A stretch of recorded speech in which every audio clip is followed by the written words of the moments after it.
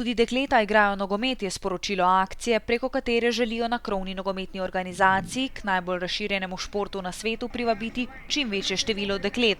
Prvi festivalni dan dekliškega nogometa je bil predstavljen v športnem parku Tabor v Mariboru. Naš namen je sigurno promocija dekliškega ženskega nogometa v Sloveniji po posameznih krajih. Navdušiti čim več mladih deklet, ki že trenirajo ali pa se bi želele trenirati nogomet za žogo. Tokrat so nogometno igrišče preplavile deklice, nekatere vešče nogometne igre, druge so šele začele spoznavati. Na enem mestu so bile tako osnovnošolke kot tudi mlajše deklice, ki jim je igra žogo blizu.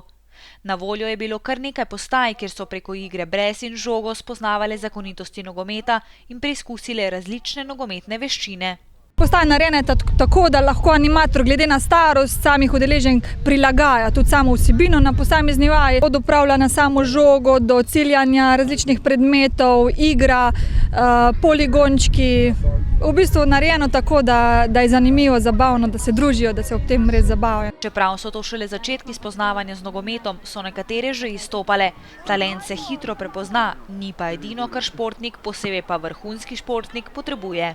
Nekatera že zelo veliko znajo tudi žogo, ne samo, da se vidi pač sama motorična sposobnost, nekatera že znajo, podati žogo, sprejeti žogo, udariti v neki cilj, kar je pač bistveno, da že pri tej starosti tudi obvladajo žogo, ne samo osnovno motorično sposobnost. Vsekakor je želja selektor, ki so bile prisotne, da bi katero od teh deklic navdušili za nogomet, kasneje pa morda videli tudi v državnem dresu. Upam, da bo konkurenca čim večja. Z vidika same kvalitete je sigurno kvantiteta prva. Deklice, ki bojo začele pri 6, 7, 8, bojo pač lahko dosti bolj perspektivne, kot pa tiste, ki pač kasneje začnejo. Ni pa izključujoče, da tiste, ki se bojo kasneje začele ukvarjati z nogometom, bojo lahko igrali nogomet, kolikor so motorično sposobne. To pa ni bil edini festivalni dan za deklice. Podobnega že v začetku junija pripravljajo v Kopru, še pred poletjem se bo odvil dan ženskega nogometa v Ljubljani. V jesenskem času pa bosta na sporedu še 2. Vse z namenom popularizacije ženskega nogometa.